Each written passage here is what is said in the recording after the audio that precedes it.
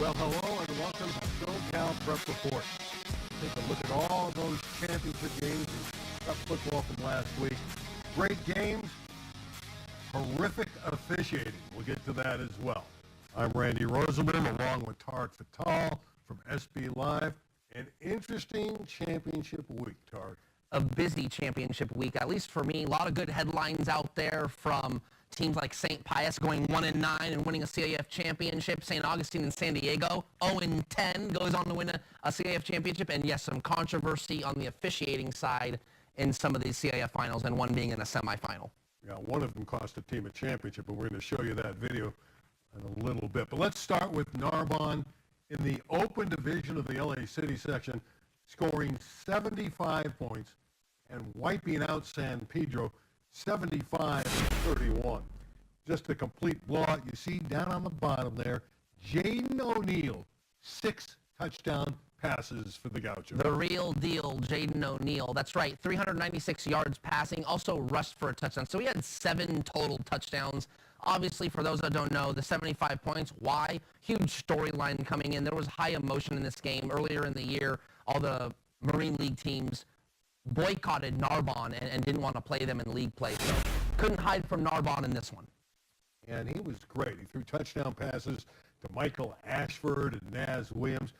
These receivers were getting wide open in the secondary. Yeah, I mean, listen, when you give a Oklahoma commit that much time, he drops back and he's able to find all his open receivers. Again, Michael Ashford catches 2. Naz Williams, I think, caught 2. High level wide receiver play in that game. Were you surprised it was this much of a blowout? Here's the first touchdown pass to Ashford, but he was open, as were all these receivers. I just think the disparity of athleticism on the outsides. I mean, honestly, when there's so much exposure, look, all the time in the world for Jaden O'Neal, clean pocket, able to step in, and not just the catch, but then just the speed after the catch. So this was a glaring difference in that aspect of this game between San Pedro and Narbonne. Congratulations to the Gauchos. They win the championship again. They're one of the great programs in the city, although they will not be eligible next year because of all the problems they had with ineligible players playing earlier in the year. All right, let's go to D1. King Drew dominates Palisades. Tarek loved Palisades throughout the year. They had a big year, but they ran into a hot player by the name of Torres, Jameer Torres. Jameer Torres had a heck of a day, and one of the better stories in the city section, Dad Joe Torres brings him out from the D.C., Maryland area and says, hey, come play for me, son, and he does. So leads them to a city title. This is a program that I believe it's only in its 3rd year playing football already. Pretty extraordinary. Good for the Eagles. They're going to play in a bowl game this weekend. So Torres rushes for 2 touchdowns, catches 2 touchdowns, and has a kick return for a score of 85 yards. I'll say that's a championship game. Remarkable performance. One of the better ones of the weekend, regardless, city section, southern section, doesn't matter. The next game, D2. Poor officiating, phenomenal finish. Let's put the score up as Chatsworth beats Southgate. They win it late on the field goal by Jacob Velasquez, 38-36. Tarek, break this one down for us. Trying to convert on a 4th and short, they don't get it. Southgate holds them, less than 30 to go. Chatsworth has 2 timeouts. Southgate takes over on its own 10-yard line. First down, crazy 5-yard kneel down, so that wasn't good. So now it's 2nd and 15. Second down, there's a flag called, but it gets waived, okay? So they replay 2nd down. Here's another kneel down right here. Bam, right there, real quick kneel down. Still 2nd down in the circle. So we've got first down, kneel, 5 yards back. Second down, flag gets thrown, gets waived. They replay 2nd down. There's another kneel quickly right after the line of scrimmage like it's supposed to happen. And then Chatsworth takes its last and final timeout.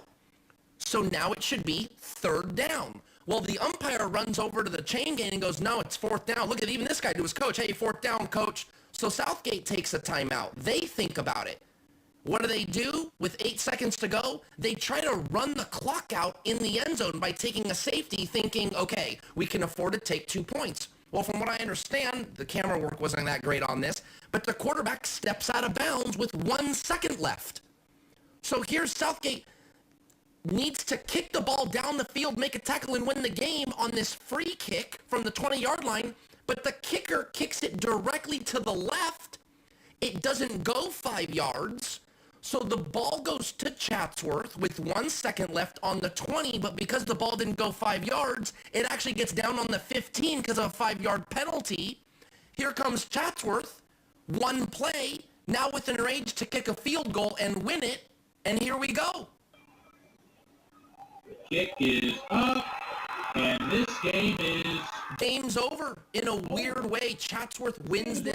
One of the wackiest finishes I've ever seen in high school football or any high school event at all, let alone a championship game. Gotta feel bad for Southgate in that one, but Chatsworth does win a city title. I gotta feel bad for Cisco Saldana, the coach at Southgate. His team loses it down, and it cost him the game. Where are the officials' minds at that point? Losing one down. Shouldn't have happened. That being said, the Rams played very poorly at the end of the game with their clock management. All right, the other game is Division III. Van Nuys Wolves had a great year, but they ran into Panorama. Panorama gets its first ever championship in the city section. They had a 22-0 lead, and they got a little tight near the end. If I'm not mistaken, I think Panorama's been to the city final the last couple of years, or at least last year, and lost a tight one. So a good opportunity to get back to the final and make history when they fell short last year, if I'm not mistaken. Well, I know a couple years ago they got to the finals against Taft. They had the lead. Taft scored late and beat them on a 2-point conversion for the title. Okay, there you so go. So they maybe gave an that eyelash away. That was it, maybe then. But this time, Panorama gets the title. Speaking of titles, we know that Banning's girls flag football team won the City Open Division Championship. And Aaliyah's a sweetheart. You're going to meet her right now. She's the quarterback. Let's hear from her. They beat San Pedro in the finals. And guess where she's going? Alina Argueta, you win a championship for Banning in flag football, and you're going to Disneyland, right? Tell us about that. I'm going to Disneyland later today with my brother, sister-in-law, and my 2 nieces. So it'll be something, just a good day. Had breakfast here with all other championships, flag football, and future champions. So it's been a great day so far. Well, you had a great year. Let's talk about your championship win over San Pedro. They beat you 3 times in the regular season. Did you really believe you could beat them in the final? To be honest, it doesn't matter how the record or whatever happened in regular season, because when it comes to playoffs, it's win or lose. So whoever was on the other field, whether it was going to be Verdugo Hills or Pedro, I had a very high belief that we were going to win. Even if we were down in the beginning, we were going to come back and win, because we just don't give up. What's amazing about Banning's championship run, you beat the 3 best teams in the section. You beat a very good Marshall team, a high-flying Eagle Rock team, then San Pedro. Where did that belief come that you could beat those 3 teams? Well, the belief has always been there. It's just being able to show up and show out and just playing for the person next to you more than for yourself. This season has been hard. All of us play different sports, so being able to tie all those sports together and just perform and just keep our heads high and just have fun was a big factor in our season, especially for playoffs. We know you're going to Disneyland, but you don't have a lot of time.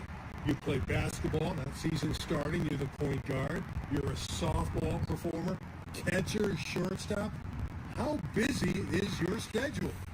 Well, that's just to sum it up. I also play travel year-round, so I'll be busy on the weekends, and if I'm not busy on the weekends, I have like training during the week. So including school, I barely have time, but somehow it comes up my way, and I'll have time here and there. Congratulations on a great season. Thank you. Lena Argueta, really one of the great athletes in girls sports in the LA City section, a star in 3 sports. It was nice to meet up with her with the Champions Breakfast that the city threw at Birmingham. Yeah, not to mention, if I'm not mistaken, put on by the Chargers, you know, and just a great opportunity to highlight all the finalists in the city section championships, and they had breakfast burritos, so I was happy. Yeah, as long as Tarek can eat, everything is really good. Speaking of really good, modern day, as we turn our attention to the CIF Southern section, they play D1. They don't have an open division. It's D1. Modern day over Bosco, not a surprise that they won. Jordan Davison, a really nice game. He's a terrific running back. Modern day struggles a little bit. First game this year that they don't win by double digits. I think this is a great credit to Jason Negro, the coach at Bosco.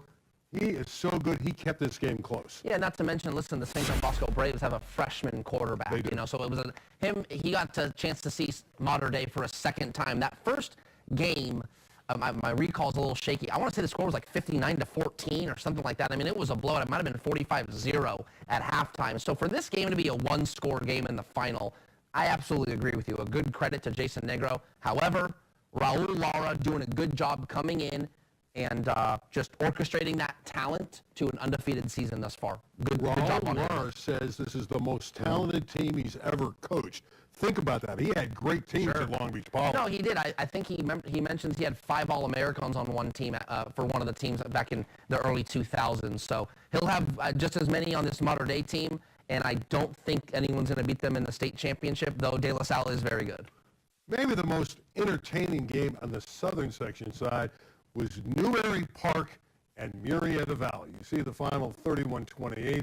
Another big game for Brady Smigel. We saw him at 300 yards and 2 touchdowns, 60 yards rushing and TDs. There's been different discrepancies on the stats. Either way, Smigel had a great game. He's bigger, he's physical, he's stronger than he was in his sophomore and freshman years. He's only a junior. But this was a game where Newberry Park nearly let it slip away. Yeah, you know, he did have a tremendous game. This was a team that was down 14-0 early on the road, and you're thinking, man, I don't know if they have the goal to come back in this game, and they did. But Drew Cofield was the player of the game, Randy. Yeah, you have a play that illustrates that. So we're going to find out a little bit more about that one play that was really the difference in the game that saved the night for the Panthers. Let's take a look. Up the middle, hose. Interception, level, and now it's a foot race. Going it home and pulling away. He fumbled it in the end zone. Here with Drew Cofield from Newberry Park. Congratulations on the CIF Championship. 2 touchdown catches and the huge strip to stop a touchdown. Can you walk us through the play and kind of just hunting them down till the very end? Yeah, so we were playing man coverage. I saw my guy go out. He wasn't really running around. So I looked back because I heard the crowd get loud. And I saw him right on the sideline. I'm just like, you know, I have to make the play. There's no way I'm going to tackle him before he gets to the end zone. So I'm going to try everything I can to punch that ball out. And, you know, I was just thankful enough to hit the ball and get out. And one of my teammates hustled down and get the ball. As soon as I saw him burst through the hole, you know, I was like, you know, his momentum's going to carry us into the end zone if I try and hit him. So from the beginning, you know, I was just like, I have to punch the ball out. I have to make a play. Drew Cofield had a great game. 2 touchdown catches and the game-saving play. Not even a game-saving TD. It was the game-saving play. Newberry Park scored on the ensuing possession, won the game. The other factor here is nobody thought Newberry Park could win this division. Amen. They played up. Yep. Everyone said they were over their skis. Yep. And they win the title anyway. Well, you know, if we want to break this down real quick, they go on the road to San Clemente, win, okay, from Newberry Park. They go on the road to Yorba Linda, another team in South Orange County. They win. And then their finals in basically Temecula, which is even farther than that. So these are the road warriors, and now they have to play Lincoln of San Diego in San Diego for their bowl game. So this is a team that's been on the road and found a way for victory as well. Yeah, they're 14-0. Congratulations to the Smigels, Pop and Sons, who play on his team. All right, let's go to the next division, which is Edison getting by a very good Simi Valley team in D3. Edison didn't have their star player. Their quarterback, Sam Thompson, a young guy, just a sophomore, throws for 224 yards passing and 3 touchdowns for the Chargers. Jeff Grady gets a championship after 6 years of coaching them.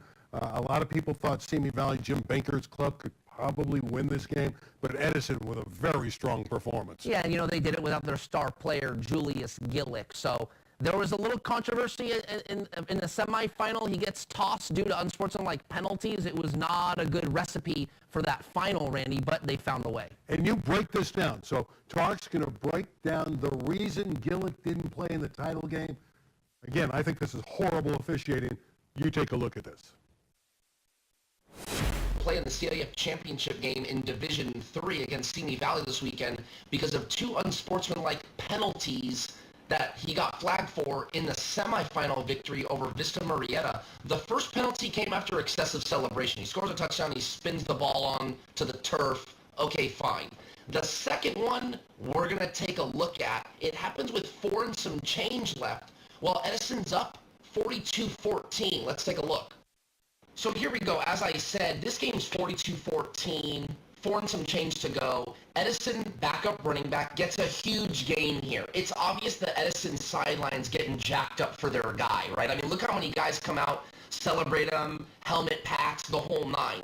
Well, here comes Julius Gillick, okay? Enters the screen off to your right. I've got it frozen right now. I'm going to slow it down a little bit, okay? He's number 9. I'm going to circle him here. There he is, number 9. He's got his helmet off, helmet in his hand, and he's coming up and he's congratulating his teammate. Let's watch. Look, little headbutt, little love ya. I mean, that's basically it. And that's what gets him flagged for the penalty. So the officials get together, and this is what they say. We have multiple fouls on Edison. We have holding on the offense. That penalty is enforced. Have the physical goal.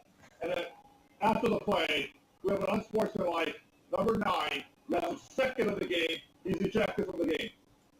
I'll let you guys be the judge on that one. Obviously, you heard the official. Gillick got ejected. He can no longer play in that final. Edison did appeal the decision, but it was unsuccessful. It's out of the CIF hands at that point. The officiating crew gets the power, basically, to take back that flag or keep it as it is, and that's what they decided to do on Tuesday. So Edison will have to play without their star running back. I don't know, Randy. I'll let you take the gauntlet on this one, but I think the officials got that one wrong and pretty much made a kid sit home during the biggest game of his high school career. I think those officials should be ashamed of themselves. First of all, even if you get the call wrong, they had an opportunity to rescind it, and they didn't. So that's the reason the kid had to sit out Gillick. That's just terrible, and I don't know what their reasoning for becoming officials was, but that's not what it's all about. It's supposed to be unsportsmanlike. There was nothing unsportsmanlike. You got to look at the intent, and Gillick had no intent to do anything incorrectly. All right, let's move ahead. I'll get off the officials. I usually love the officials, but that was just too much. You can't do that to a kid who's actually a very nice kid. Well, I think there's a difference between the letter of the law and the spirit of the law, and I agree with you. I think the officials got to look at time and score and go, hey, maybe he got a little excited. He's cheering for his teammate. The time and score was 42-14. The penalty doesn't do anything. I agree with you. It was horrific officiating. Anyway, let's go ahead to D4, where we had another really good game. Two teams that know each other very well. Pacifica Oxnard 27, St. Bonaventure 20. Really the big story here is the Tritons avenged the earlier loss to the Seraphs in that great 37-35 game. Yeah, St. Bonaventure won the Marmani League bout earlier in the year on basically like a game-winning field goal. So you knew it was going to be a tight game again. And in football, it's kind of a cliche saying, but it's very hard to beat a team twice when you see them again, especially when there's high emotion and there's something up for grabs when it comes to a CIF championship game. So good for Oxnard Pacifica. Mike Moon, the coach, knows how to get his team ready, and they come away CIF champions. Well, Mater Dei can beat teams twice. That's true. They beat Corona Centennial twice, and they had a tough hand, but they did get by Bosco. But there are very few Mater Deis out there. All right, Palos Verdes. This is a good story. The Sea Kings, we love the Sea Kings, over a good Lucerna team. They were down 7-0, and in the final 7 minutes, scored 23 points to win it. Yeah, Guy Gardner, man, you know, one of the good ones out there in regard to high school football coaches for Palos Verdes. Sophomore quarterback Ryan Rakowski. I feel like he's been in high school for forever. He's only in his second season because he was such a standout as a freshman last year. Really well-coached team. This is one of those examples, Randy, not to take anything away, but this is a Palos Verdes team that should probably be like D3, maybe D4, but they have kind of an interesting year. So they go down to D5, and frankly, they get to enjoy a CIF championship run. In that 23-point run, Cameron Hicks had an 85-yard interception for a touchdown, which really jump-started that Palos Verdes team. Let's check in with Division 6. Go right down the line here. Murrieta Mesa over Glendora 17-7. Daniel Ritchie, 2 touchdowns there for the Rams, including a pick 6. We're seeing a lot of pick 6s. Yeah, you know, again, these are games that are generally played, you know, cold at night, you know, so I think the teams that generally run the ball are the ones that come out with the victory. Now, obviously, Newbury Park passed the ball pretty well, but they had a big defensive play. So championships tend to lend different, you know, flavors to a championship game, and I think this was the case for Murrieta Mesa. Get ready for Tarek to be excited. He loves Rio Hondo Prep. Yeah. And he's going to tell you why. Rio Hondo Prep wins big over Warren 43-16. 16th section title. 1D9 last year did RHP. It's a little misleading. They won a lot of eight-man titles. Correct. But still, it's a great program. But why is this so much a happy time for you? I think it's not for me personally, but You love Rio Hondo it was a Prep. good story, and I believe it's their 5th 11-man title, so all the other ones came in 8-man. But you're talking about a school that's got about 120 kids in it, boys and girls, and only 71 boys. Warren, an enrollment of more than 3,600. So, okay, is that how many kids play on the football field? No. But when you talk about mega public school versus small private school, they probably shouldn't be playing each other, but competitive equity comes along, and here we have the CIF final. So not only did Rio Hondo Prep beat Warren, but they beat him pretty handily. Really, really good accomplishment for that Rio Hondo Prep team. How about St. Pius? They're a team that started the season horribly. They get in the playoffs, run the table, and they win in Division 8 over Serrano 38-19. Yeah, you see it there. Started the season 0-8 and finished the regular season 1-9. Their only victory over Alemany. So, which had a rough year. They went 0-5 in the Angeles League. So this is a team that's really, really, felt like they got a second chance in the postseason and didn't squander it. In the next division, Division 9, this was a really close game, hard-fought game. Highland able to win it 14-13 over Wilson of Long Beach. The story here, look at the game-winning drive. Wow. 97 yards, 16 plays to get the W. Jaden Williams with the winning touchdown. Yeah, that's a fantastic little, hey, when a push comes to shove, you got to perform. And so to go down the field, basically the whole field, and score the game-winning touchdown is quite remarkable. Highland, the Bulldogs from the Golden League. Portola gets a championship as we look at the next division, D11. Portola over El Rancho. There's the score, 31-14. Big game for Diego Reyna, running it with 133 yards for those dogs. Yeah, again, another big running performance. For me, that seems to be the common denominator. Most of the championships, especially in these lower levels, went to the running team. All right, next one. We've got a lot of these, don't we? Pasadena and Gar. Gar out of Cerritos. First section title since 1933 for Pasadena, and they were 0-10 last year. Yeah, another remarkable turnaround story. Pasadena, a classic long-time high school, as you see right there. We're playing football long time ago, almost 100 years ago, about 90 years or so since their last CIF championship. And the last one, D14. Oh, I love it. Pioneer. They're right down the road from where our studio is. They beat San Gabriel. Pioneer wins the championship, their first in school history. It was a pretty interesting game, 13-6. Give Pioneer the credit. They are the champions. And Jose Rojas, 170 yards, 2 touchdowns, receiving. Big receiving game for Rojas. Yeah, little again, more of a rarity as opposed to what I've been saying in the last couple scores here. I think the running game is what's been leading the CIF championships, but you get some nice passing, a nice passing performance to lead for a CIF. All right, let's take a look at some of these state regional bowl matchups. Again, Modern Day is not playing this week against De La Salle in 2 weeks. Open division, they get a bye into that final. Newbury Park, Lincoln, San Diego. Yeah, Newbury Park is going to play. Yeah, this is the Open Division San Diego section winner playing the D2 winner from the Southern section. Newbury Park has to go on the road again. It's a toss-up. These bowl games, they're really a toss-up, and I'll explain why real quick.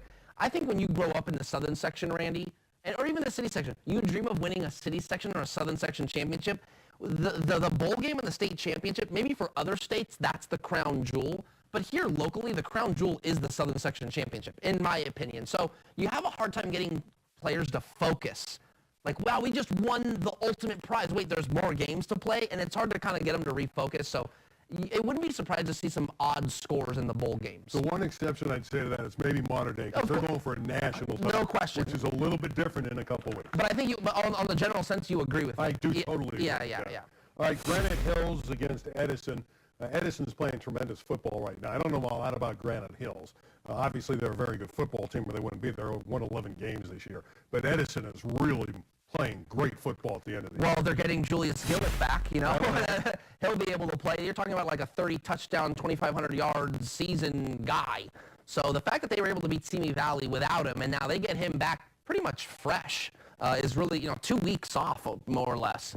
So I think Edison's probably going to find themselves in the CIF State Championship game. Very well could happen. How about Narbonne and Pacifica of Oxnard? Yeah, this will be a shootout. Narbonne's on the road there. Forget the 3-10 record. Right. That's not their real Forfeits record. and That's stuff. forfeits. Right. This should be a fun game. Yeah, really, really fun game. A lot of athletes. Savion Taylor, Dom Duran are some of the standouts for Pacifica. And then Narbonne, of course, Oklahoma commit Jaden O'Neal and a couple other of his athletes he's going to throw to. It should be a really, really good game. Bakersfield Christian, Palos Verdes. Now, I will say this, the Bakersfield teams have struggled when they've played in these regional games. So that tells me Palos Verdes has got a good chance, although the Bakersfield Christian program is solid. It is. It's one of the marquee programs up in Bakersfield, of course, but not to mention, listen, this is a Palos Verdes team that's on the rise. They're playing their best ball at the right time. Murrieta Mesa and Frontier will get together. We're getting Frontiers from right down the street here. And Murrieta Mesa, I don't know. Could be a good ball game. Yeah, should be a good game. Don't know much about either team, but these bowl games, look, there's something to play for, right? You want to play for a state championship. I'm wrong. That's the Frontier from Bakersfield. You're thinking of Pioneer, I'm thinking of Pioneer. Yeah. Pioneer, Frontier. Looks No, the good same. correction. Good correction there. Glad I caught it. Portola and King Drew. Again, these are two teams that should be interesting. We've got Rio Hondo Prep and Poway as well. Let's start with Rio Hondo Prep and Poway. Yeah, I think everyone's rooting for this Rio Hondo Prep team. It's just such a small school, fun story. Man, the fact that they could win one more game and get to a CIF State Championship game is remarkable. Yeah, it really is. Great story at Rio Hondo Prep. What'd you say, 71 boys? 71 boys in the whole school. Not a lot of guys. Yeah, exactly. All right, how about Portola and King Drew? King Drew, Torres is just an amazing player. So you got to think King Drew's got a chance here. Yeah, and they have a Shinedu Otokonro. So, this is a kid that's trying to get 30 sacks on the year. I think he's up to like 20-something. He's going to SMU. So athletes for King Drew. Athletes. If they meet, if Portola, I'm not too sure about Portola. I'm not too familiar with them. But if they're more physical, that could be a problem for King Drew. Lindsay and Chatsworth. Chatsworth off of life support. Yeah. Back in the game against Lindsay. I don't know anything about Lindsay. Yeah. They're from up north. Yeah, this is, for Chatsworth, for both these teams, I'm sure, and nothing against them, but this is whipped cream on top. The fact that, again, all these games you win this game, you're playing for a state championship. So really, really high-end opportunity for both programs. Got to feel good about Chatsworth, too, because they lost the championship game in the city last year. Same D2 in overtime to Fairfax. Very easily could have won last year, so they got the breaks this time and won the title. One other game, we didn't put the graphics up because we didn't put the records up. St. Pius 10. Oh, this is good. And St. Augustine, the Saints from San Diego. At the beginning of the year, you'd say this is the Losers Bowl. These are two teams that lost all their games really during the regular year, but when it came playoff time, they won their game. Yeah, this is the Competitive Equity Bowl. It sounds like a real bowl that would get sponsored. St. Pius goes 1-9, but does enough to get in. St. Augustine 0-10 in the regular season, wins the Division III San Diego Section Championship, and good on the state because the state basically gets these teams and go, who can we play? Who can we match them up? So for them to go, oh yeah, Pius, St. Augustine, let's put them in a bowl together. I think that's great. One basketball note, because we have to have a basketball note for Tarek. At the Damien Classic, because that's called the Classic at Damien. That's the official title.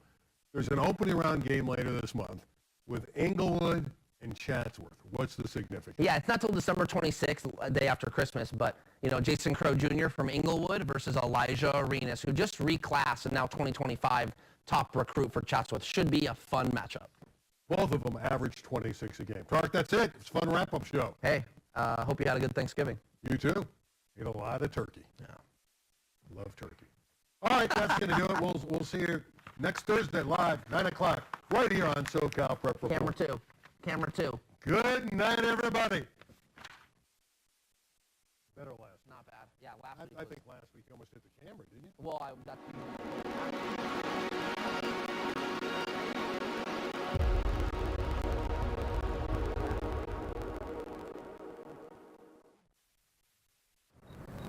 You're watching LA 36.